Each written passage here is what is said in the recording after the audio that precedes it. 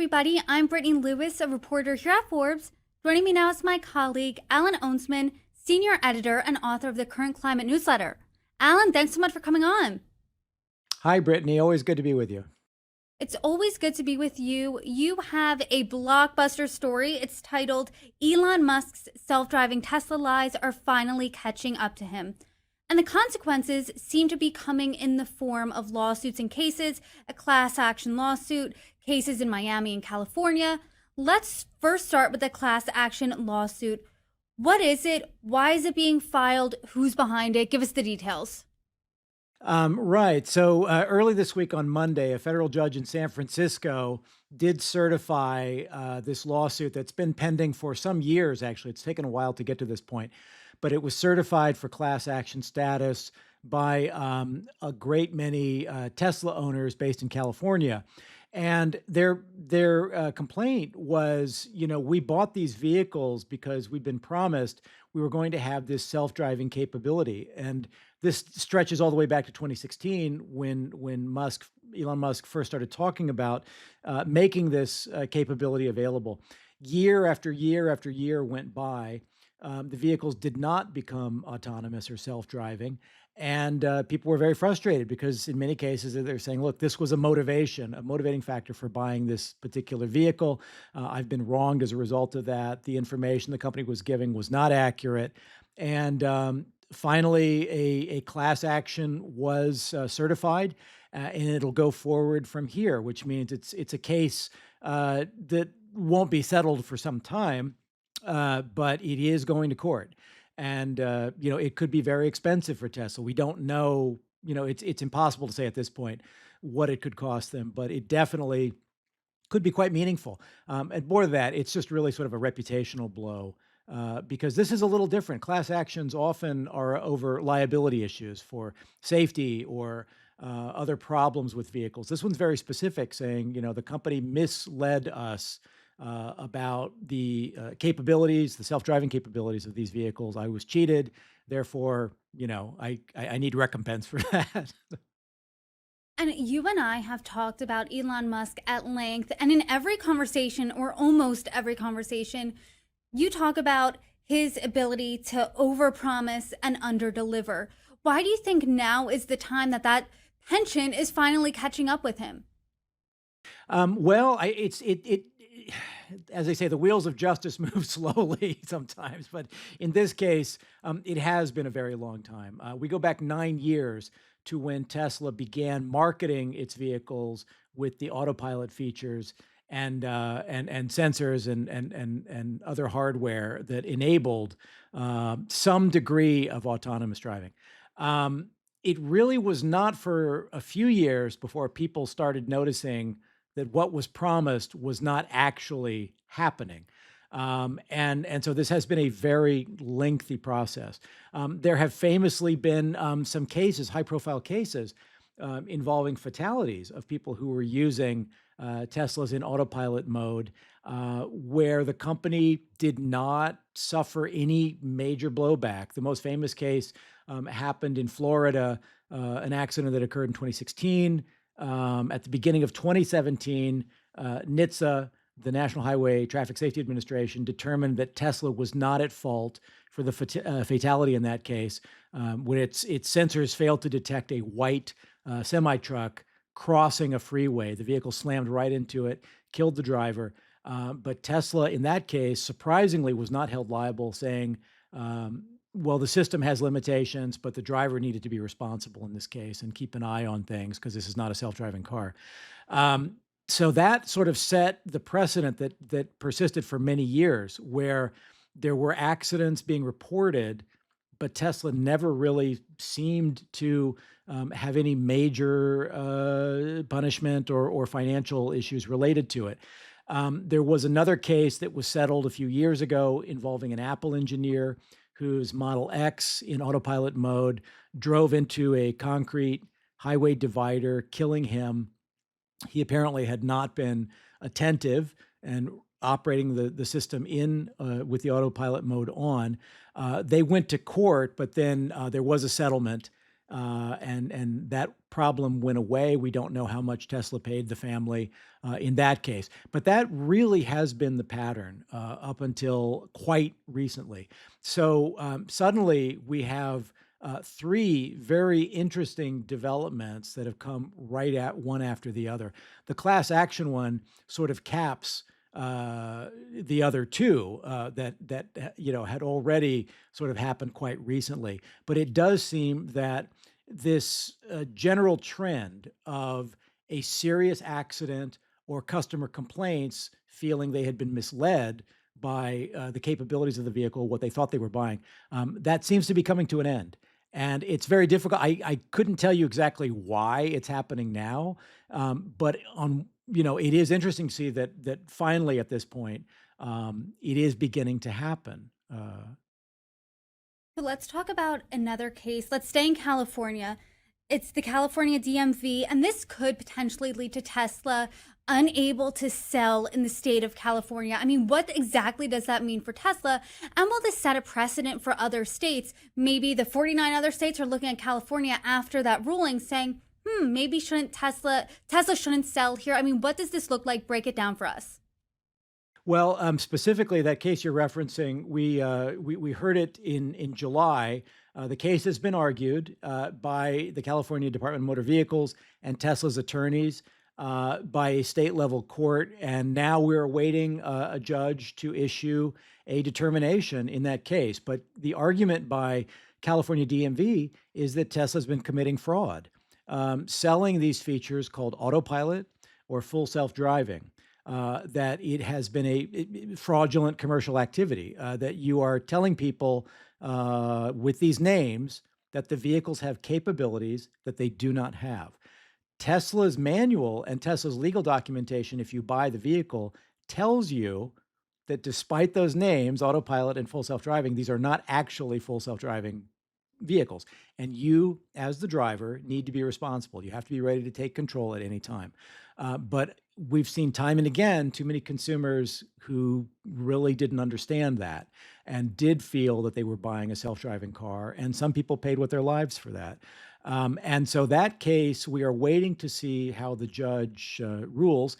But as you mentioned, California is seeking that Tesla be barred from selling vehicles in California at least for a month. So they want a 30-day sales suspension. So it's not forever, but that would be, meaningful. That's a consequential amount of revenue. California is Tesla's biggest market in the United States. It accounts for about 15 to 20% of its overall U.S. sales. So losing a month of that at a time when Tesla's already, seeing its sales in decline, that would be painful. There could be some additional penalties on top of that. Also, of course, Tesla is talking about adding a robotaxi network at some point and wants to do that in California. Because of this, California DMV might not be necessarily that favorable to approving Tesla to go forward with that plan because of its past behavior. So it is a very meaningful case. This is another one that has been in the works for some time. I couldn't begin to tell you the number of times in the last 5 years I've spoken with California DMV on this very topic to see what action they were considering taking. And it wasn't until this year when they finally moved forward with it. And we'll see how what the decision is from the judge. She was not, shall we say, necessarily receptive to the argument that the Tesla's lawyers were making. So, it could go either way, obviously, but simply based on the transcripts from the hearings, I would say California DMV probably made a strong case, but we'll see. We don't know the final conclusion of that one yet. And then bring us to the Sunshine State. Talk to us about that case in Miami. What's that all about? So this is also a big one because this, in terms of monetary value, is very large. At the beginning of this month, a jury in Miami and federal court there did determine that Tesla had responsibility in a fatal Tesla crash that killed a young woman. This happened in the Florida Keys some time ago, and the case has been making its way through court. And Tesla is on the hook for $243 million in damages in this case. There was a human driver who was also found to bear responsibility. So it was an interesting decision. In this case, the human driver of the Tesla was found by the jury to have two-thirds responsibility for the accident, and Tesla's portion was one-third. But there's been no such ruling like this. In fact, we've not seen a Tesla case involving a fatality go all the way to the jury to a final determination. So that was unusual. What we have seen in the past is when there's been a serious case, like the one with the Apple engineer who died in 2018, that went to court, but then it was settled before there was any final ruling. So this was very unusual. It's not happened before, where it's gone all the way to the jury, and the jury said, Tesla, you bear some responsibility for this, and you will pay for this in the form of $243 million in damages. The company's going to appeal it, so it'll be tied up for a while. But the three of these things taken together are quite consequential because nothing like this has happened before over many, many years of obvious concern that Tesla was overhyping the capabilities of these features, and yet with serious accidents, some fatalities, and yet the company never seemed to really get hit with any major punishment. When does an overhype become a lie? Because as you were talking, I was thinking of a comparison here because Tesla is saying that this is a fully self-driving car, but if you read the fine print, it's not fully self-driving. You have to be able to jump behind the wheel if the situation arises. Kind of reminded me of, let's say I go to a vegan restaurant. This restaurant's touted as vegan. I expect to not have meat. And then I read the menu and there's a little star at the bottom that says star, semi-vegan. There's a little piece of meat in the broth. Good luck. I mean, if I were a vegan, I would never go back to that restaurant. So in the same token, if I want a self-driving car, would I go back to Tesla? I mean, what is this doing to the reputation of Tesla? It's not positive. And as you point out, the story, we characterize this as lying. Because really, at the end of the day, it's hard to find another word to explain what's happening here. In October 2016, Tesla announces not only that they've developed this autopilot feature that's going to become available on their vehicles, but that all Teslas at that point, which only included two models then, that was the Model S sedan and the Model X SUV, but they would come preloaded with 8 cameras and multiple sonic sensors and forward-facing radar and a new computer system. And this technology, this hardware, these sensors would give the car all the necessary capability required to operate autonomously as the software was upgraded. So the AI-enabled software, driving software, at the time of this announcement was not quite ready, according to Elon, but soon would be, and even promised, for example, to show off how good it was, that soon after that announcement, there were supposed to be 2 Teslas driving cross-country, fully autonomously, from New York to LA. Never happened. It still hasn't happened 9 years later. But I remember asking him specifically, because this was in a time when Elon took reporters' questions, something he stopped doing a while ago. The hardware that you're equipping this vehicle with, are you saying that this is sufficient to give the vehicle full autonomy and what we call level 5 autonomy, which is a technical term, but that designation essentially means the car can robotically drive itself under all conditions that a human would. So rain, nighttime, slick road conditions, it can operate in fully autonomous mode as a human driver would under the same conditions. And Elon said, yes, the hardware we're putting on it is fully sufficient to handle fully autonomous driving. That was profoundly untrue. And the camera system and all of the hardware has subsequently been changed multiple times over the past 9 years.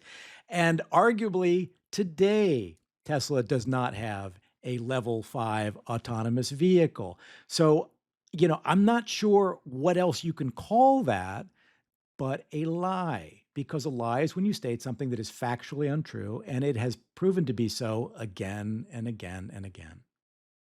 So when you say yes, but the answer is no, that's a lie. Tesla's attorneys don't really see it that way. They are arguing that the comments by Musk you describe in your reporting are puffery, which are boastful exaggerations that aren't meant to be taken literally. How strong is that argument in the eyes of the law? I don't know. You'd have to ask the judge or the jury. I don't think it has been. That came up in the DMV case, and that's come up before. But it is a term in business law where you talk about puffery, where someone says, "This is the greatest hamburger in the world," like in a TV commercial. I mean, how do you really prove that, right? So it's puffery is kind of this extreme statement that on the face of it, a normal person would say, a reasonable person would say, that's just commercial hype. You don't actually prove it. And so the lawyers are arguing that many of these comments that Musk has made over the years fall under that category, and that's really not a strong argument. In the auto industry in general, um, automakers are sued all the time for liability issues because cars can be very dangerous. You die in them. Apple doesn't get sued for killing people with an iPhone. If the iPhone is bad, they'll probably replace it for you. And it might be an inconvenience, but it's not that big a deal. If something goes wrong in a car, people die. That's just the reality of the business. I cannot think of another example of any auto manufacturer that has been as cavalier in how it talks about safety critical features of its products. And you never want to overpromise capability or the safety of something when when the possibility of the loss of human life is there. And so that's, I think, begun to sink in that in this case, this one particular company has been very unusually bold in its claims. And in some cases, things have ended very, very badly. Like in the Miami case, someone died because an inattentive driver relied too heavily on Tesla's system, which was not adequate, to drive safely under those circumstances. And that's why the determination was made that no, the company does bear some responsibility for this. So that case could really begin to change things in terms of others bringing similar suits against Tesla. So, sometimes it takes a long time for the first one to get through, but once it does, things begin to happen. There is a precedent now. So we shall see. And people will cite in these future cases the California DMV case, and they'll talk about this class action thing. So all of these things together do begin to create, some serious legal obstacles potentially in the future. The stakes are high, as you said. I mean, it's literally life and death. And if you or I or any of our viewers, if we were lying to our employee or employer time and time again, even if we were boastfully exaggerating to our boss again and again and again, we would probably get fired. So is anything happening to Elon Musk? No. As you may recall, just recently, Tesla's board announced that they were giving him a massive new stock award worth at that particular day that the announcement came out, $29 billion. So it is safe to say that there is no action taken because the reality is Tesla right now is completely, for good or for ill, dependent on Elon Musk. He has shown no indication that he's stepping away. The board has never publicly been critical of his actions. And again, the fact that they've just awarded him yet another massive amount of stock at a time in which the company arguably is not doing as well as it has been. Sales are down 13% in the first half of the year. They may get a little bit of a bump in the US in Q3 because federal EV credits phase out at the end of September. So there may be a little bump in their sales in the current quarter, in the U.S. at least, because of the end of EV credits. But pulling that aside, the numbers have been troubling. One of the things we've talked about recently is, there has been this slowdown. They're not growing like they once were. They're down in all their key markets in the U.S. They've slowed in China, which has been their key to profitability for some time. So on that ground, things don't look good. Now they're being hit with these legal issues around autopilot and FSD, and that is an ongoing concern for the company because we're seeing this legal action that's happened quite recently in July and this month, but it is almost a certainty that there will be more similar cases being brought against the company. And I'm also thinking about the robotaxi space. You and I have talked about that at length as well. Waymo is the dominant player in that industry, but I'm curious about Tesla's robotaxis. What do these lawsuits and legal challenges mean for that rollout?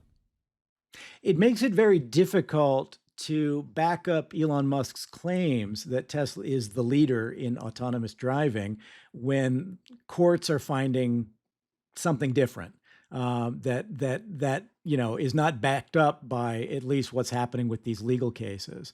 As you point out, they're continuing with a pilot robotaxi program in Austin. There have been a few disturbing reports there about, near collisions and different things that were happening, and they still have human monitors riding in every vehicle, sitting in the front seat and pushing like an emergency stop button if something bad is about to happen. Waymo was doing that maybe 10 years ago. It's like it's very far behind. But on Tesla's last earnings call, Musk again repeats, we're going to be the leader in autonomous driving. He continues to say it, but there's very little hard data, factual data to back this up. And certainly what's coming out of the courts is, juries and judges don't agree with you.